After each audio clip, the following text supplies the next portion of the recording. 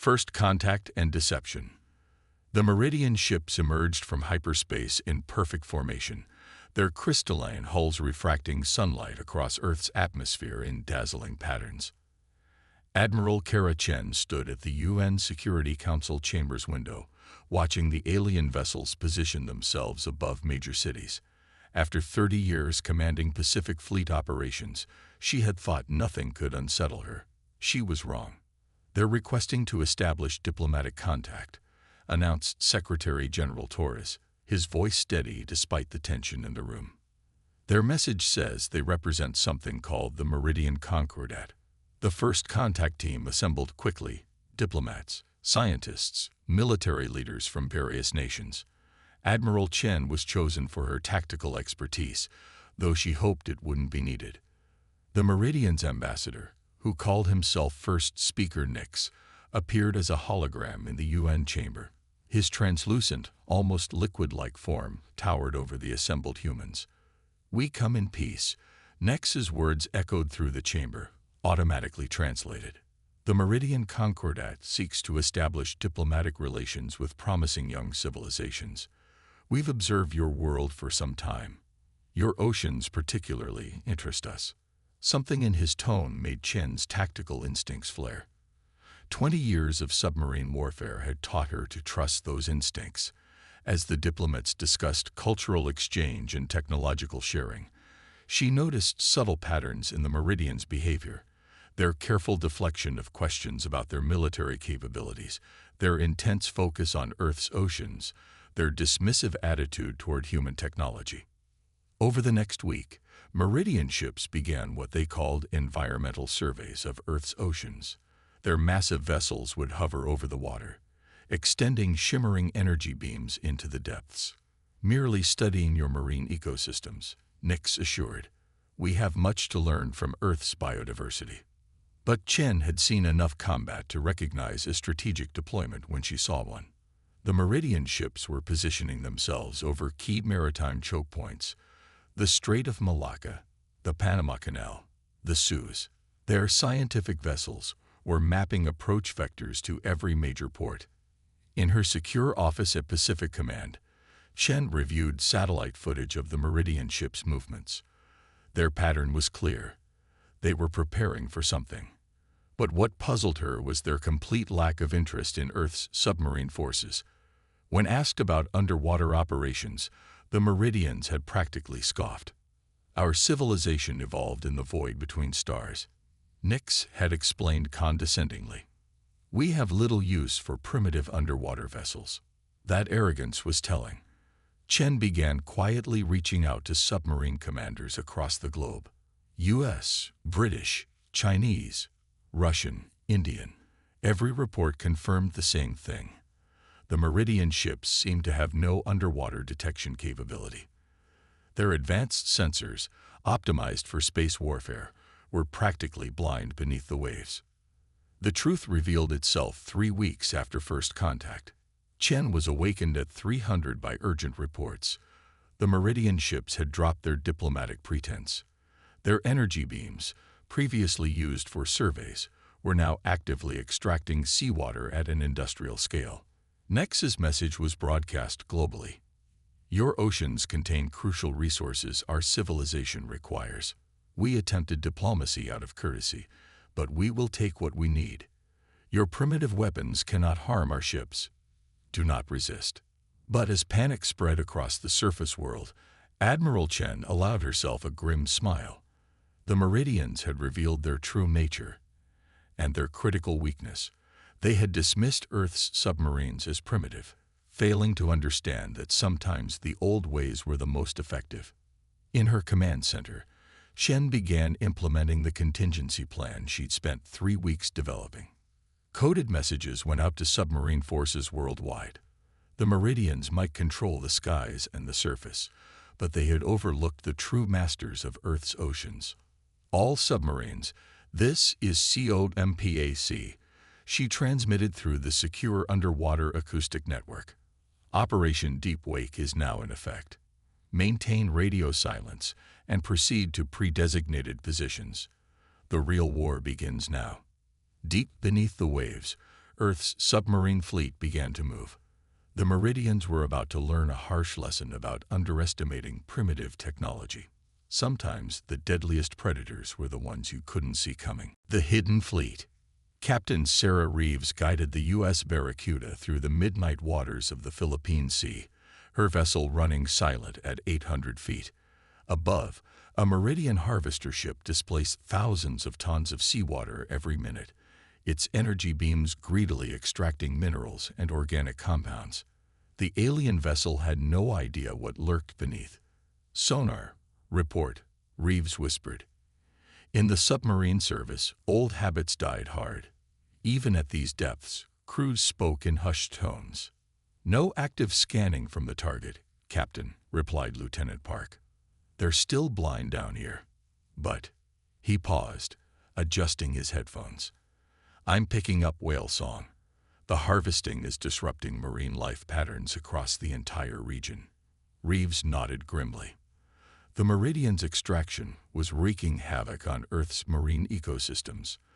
That alone would have justified a response, but their intelligence suggested something worse. Analysis of the extracted materials pointed to the aliens manufacturing antimatter weapons, enough to hold every coastal city on Earth hostage. Her secure underwater comm system chirped. A message from Admiral Chen, using the old SOSUS network, repurposed for coordinating Earth's hidden resistance. "All commanders, Phase 1 is complete. 27 submarines have confirmed the blind spot in Meridian sensor coverage. Their arrogance is our advantage. They never developed submarine warfare because they saw no value in it. Now for Phase 2. Reeves studied the tactical plot. Submarines from a dozen nations had spent the last week cataloging Meridian vessel movements and vulnerabilities. The aliens had a pattern. Their harvesters would lower shields briefly during extraction to improve efficiency. A small window, but enough for what they had planned. "Captain," her XO Commander Martinez whispered. "Message from the Chinese submarine Hai Long. They've completed their analysis of the Meridian hull composition. The aliens use some kind of crystalline metamaterial, strong against energy weapons, but potentially brittle under concentrated mechanical stress." Perfect. Their Mark 48 torpedoes might be primitive by Meridian standards, but at close range, their shaped charge warheads would transform that crystalline hull into a million glittering fragments. Another message from Admiral Chen. "All vessels, prepare for coordinated strike. Priority targets are harvesters in active extraction mode. Secondary targets are their patrol craft. Time on target, 400 hours. Reeves gathered her crew for a final briefing. "Listen up. In 2 hours, we strike back. The Meridians think they can steal our oceans because their technology is superior. But they forgot something crucial. Humanity didn't master space. We mastered the seas. Down here, we're the advanced ones. Around the world, other submarine commanders were giving similar briefings. The British astute-class HMS Audacious stalked a harvester in the North Sea. The Indian INS Ariant waited in the depths of the Bay of Bengal. Russian and Chinese submarines had surrounded Meridian extraction operations in their waters. At precisely 3:45, Reeves ordered her boat to periscope depth for a final check. The massive Meridian harvester loomed above, its energy beams painting the night sky with eerie light. Their sensors had determined the beams couldn't penetrate beyond 100 meters depth. The aliens had never needed to account for water pressure in their designs. "Weapons, final check," Reeves ordered. "All tubes loaded and ready, Captain. Solution computed and locked. Engineering, status. Reactor at optimal power. Propulsion and emergency systems green." Reeves checked the time, 3:55. In submarines across the globe, other crews were making similar preparations. The aliens had dismissed human submarines as relics, failing to understand that underwater warfare required a different kind of advancement. Not flashy energy beams and force fields, but mastery of stealth, pressure, and precision. "Time to teach them about the old ways," Reeves muttered. She keyed the internal comm. "All hands, battle stations. Rigged for ultra-quiet, the Barracuda slipped through the dark water like a ghost, centuries of naval tradition and innovation distilled into one perfect hunting machine. Above, the Meridian Harvester continued its work, unaware that dozens of submarines were silently closing in on their kind across Earth's oceans. At 400, Admiral Chen's final message came through. All vessels, execute Operation Deep Wake. Weapons free. Show them why humanity rules the seas. Captain Reeves took a deep breath. Helm, bring us to optimal firing position. Weapons, standby tubes 1 through 4. She allowed herself a small smile. Let's remind the galaxy why you should never underestimate primitive technology. Operation Deep Strike. The oceans held their breath as 400 hours struck. Captain Reeves' voice cut through the silence of the Barracuda's control room. Tubes 1 through 4. Fire. The submarine shuddered as 4 Mark 48 torpedoes streaked toward the Meridian Harvester. Across Earth's oceans, other submarines launched their attacks in perfect synchronization. Dozens of torpedoes, powered by simple but devastating conventional propulsion, surged upward from the depths. The first indication the Meridians had of humanity's counterattack was a massive explosion under their Singapore Harvester. The crystalline vessel, its shields powered down for extraction, shattered like glass. Before their sensor operators could even process what had happened, more explosions erupted worldwide. On the Meridian command ship, First Speaker Nix watched in disbelief as damage reports flooded in. Impossible, he hissed, his translucent form rippling with agitation. Their weapons are primitive. Their technology is barely beyond planetary level. Sir, his tactical officer reported, we're losing harvesters in every major ocean. The attacks are coming from underwater, but our sensors can't. The officer's voice trailed off as another harvester exploded off the coast of Brazil. Deep beneath the Pacific, the Barracuda's sonar operator reported their hits. Direct impacts, Captain. Target's hull is breaking up. Through the passive sonar, they could hear the crystalline structure of the alien ship crackling and shattering, its pieces raining down into the ocean. Admiral Chen's voice crackled through the secure underwater network. All vessels, confirmed strikes. One by one, submarines reported successful hits. The HMS Audacious had taken out 2 harvesters in the North Sea. The Russian Severodvinsk had destroyed a Meridian patrol ship off their northern coast. The Chinese Hailong confirmed 3 kills in the South China Sea. But the Meridians weren't finished. Their remaining ships began firing energy weapons into the ocean randomly, trying to hit the hidden attackers. The beams, designed for space combat, dissipated quickly in the water. They're panicking, Reeves observed as she watched the alien ship's erratic movements on her tactical display. They've never faced an enemy they couldn't see. The Meridian response proved their weakness. They had no strategy for underwater combat. Their ships began dropping what appeared to be sensor buoys, but the devices, designed for vacuum, malfunctioned under pressure.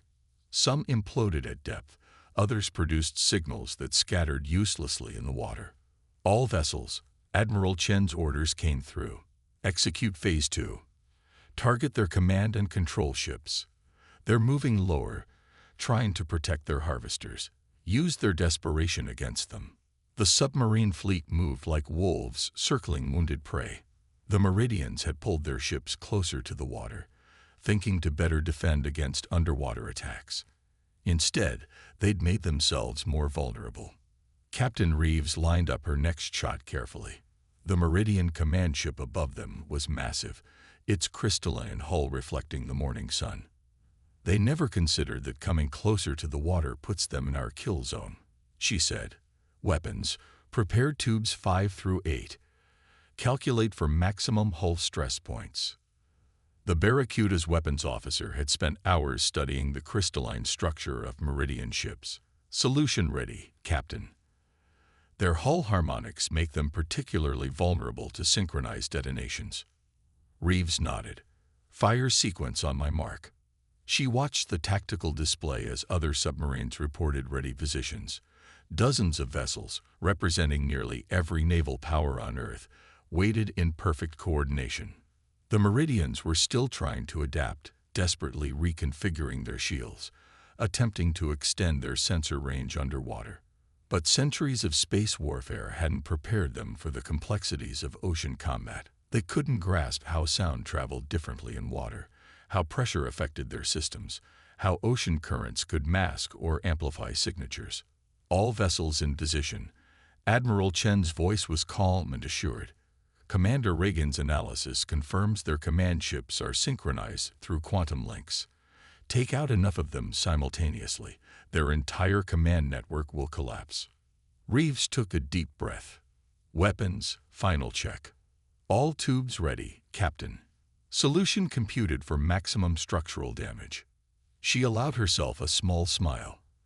The Meridians had called humanity primitive, had dismissed their technology as obsolete. But warfare wasn't about having the most advanced weapons. It was about understanding your environment, adapting your tactics, and most importantly, respecting your enemy. All vessels. Admiral Chen's final order came through. Execute simultaneous strike on my mark. Show them why humanity's primitive submarines have ruled Earth's oceans for over a century. The depths of Earth's oceans tensed for the attack that would remind the galaxy of an ancient lesson. Never underestimate a species fighting for its home. Counterattack. Admiral Chen's command echoed through the underwater network. Execute. In that instant, the ocean itself seemed to shudder as dozens of submarines launched their coordinated strike. The Barracuda's torpedoes joined a deadly chorus of weapons surging upward from the depths. Captain Reeves watched through her periscope as the massive Meridian command ship above them tried desperately to raise its shields. Too late.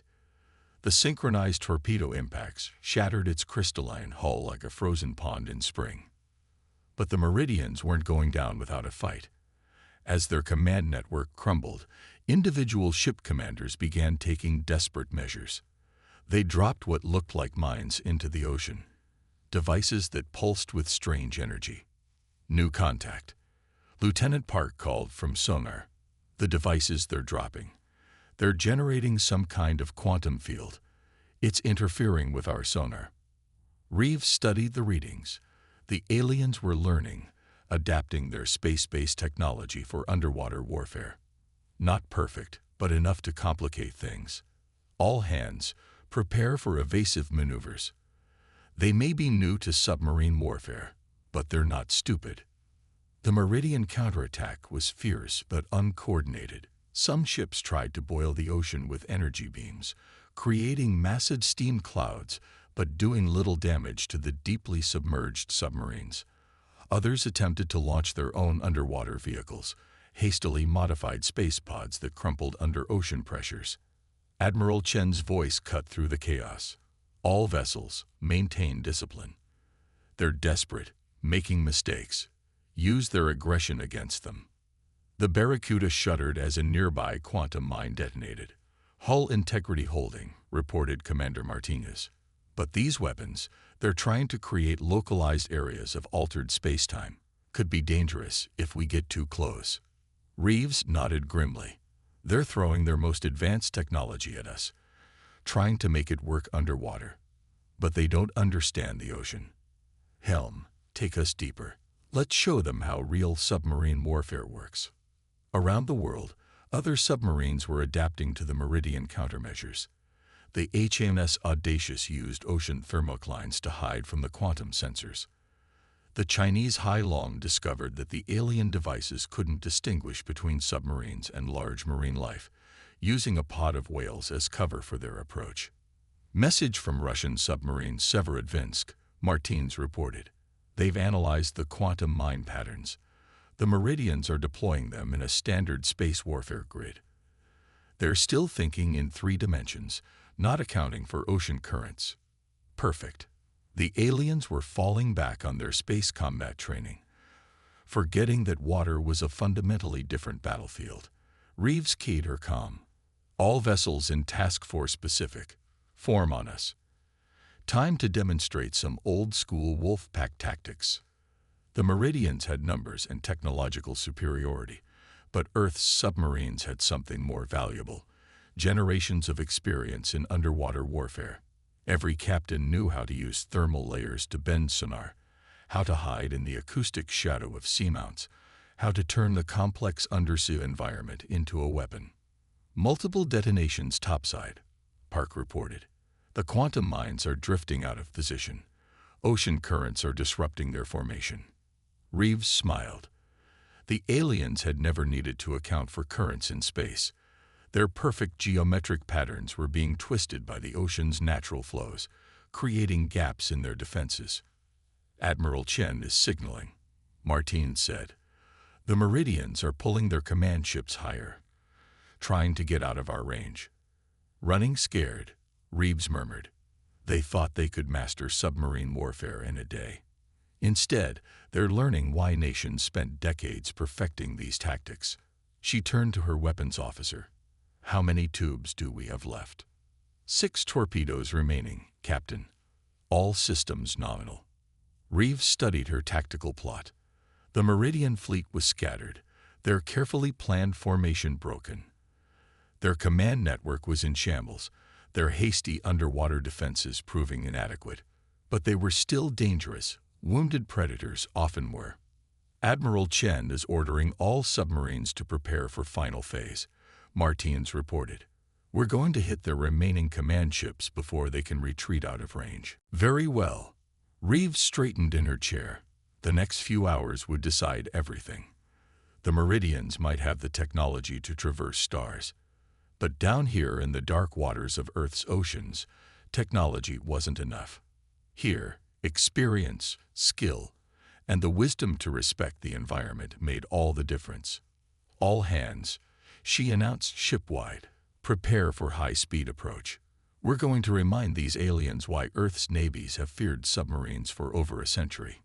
The battle was far from over, but as the Barracuda surged through the depths, Reeves felt a fierce pride. The Meridians had called humanity primitive. Now they were learning that primitive didn't mean weak. Sometimes it meant tested by time, proven by experience, and perfect for its purpose. Victory from below. First Speaker Nix watched in horror as his fleet's command network collapsed. Across Earth's oceans, Meridian ships were falling to attacks they couldn't detect, couldn't counter, and barely understood. His mighty fleet, capable of reducing planets to ash, was being systematically dismantled by vessels that hadn't even mastered faster-than-light travel. Status report, he demanded, his crystalline form pulsing with agitation. We've lost 60% of our harvesters, his tactical officer reported. Command ships are falling back to high orbit, but the humans, they're predicting our withdrawal vectors. Somehow they're using ocean currents and thermal layers to track our movements. Deep beneath the waves, Captain Reeves and the Barracuda led their wolf pack into final attack position. The remaining Meridian ships were clustering together, trying to combine their shields for protection. Illogical tactic in space combat, but underwater, it made them a perfect target. All vessels, report readiness. Admiral Chen's voice came through the secure network. Submarine commanders checked in one by one. Despite hours of combat, despite the aliens' increasingly desperate counterattacks, Earth's submarine fleet had suffered minimal losses. The ocean herself had protected them, swallowing alien energy beams, dispersing quantum fields, hiding her defenders in her depths. Execute final attack plan, Chen ordered. Drive them from our waters. The coordinated strike was beautiful in its simplicity. Submarines from every major navy converged on the clustered Meridian ships, launching their remaining torpedoes in synchronized waves. The aliens' combined shields, optimized for space combat, couldn't adapt fast enough to the pressure wave dynamics of underwater explosions. Multiple direct hits, Park reported aboard the Barracuda. Their formation is breaking up. They're trying to retreat to orbit. But the submarines weren't finished. As the Meridian ships fled upward, they had to pass through the layer of quantum mines they had dropped earlier. The same mines that ocean currents had shifted out of position, creating a deadly maze of their own devices. Poetic justice, Reeves murmured as explosions lit up the sky. The aliens' desperate attempt at underwater warfare had become one final trap. On the Meridian command ship, now safely in high orbit, First Speaker Nix received the final casualty reports. Over 70% of their harvesting fleet destroyed, nearly half their command ships damaged or lost, and most importantly, their reputation shattered. How? He demanded of his tactical staff. How did vessels so primitive, so technologically inferior, defeat our fleet? The answer came from an unexpected source, a junior science officer who had been studying Earth's military history. They weren't primitive, sir. They were specialized. While we mastered space, they perfected underwater warfare. We dismissed their technology as obsolete because it wasn't like ours. We never considered that it was exactly what it needed to be. Nix stared down at the blue planet below. The humans had taught the Meridian Concordat a harsh lesson about the dangers of technological arrogance. Their submarines might not be able to travel between stars, but in their domain, the deep oceans of Earth, they were the supreme masters. In her command center, Admiral Chen received the final message from the Meridian fleet, a formal withdrawal and, surprisingly, a gesture of respect. The aliens acknowledged humanity's mastery of underwater warfare and recognized Earth's oceans as sovereign territory. All submarines return to station, Chen ordered. The waters are ours again. Aboard the Barracuda, Captain Reeves gathered her crew for a final address. Today, we reminded the galaxy that advanced technology isn't everything.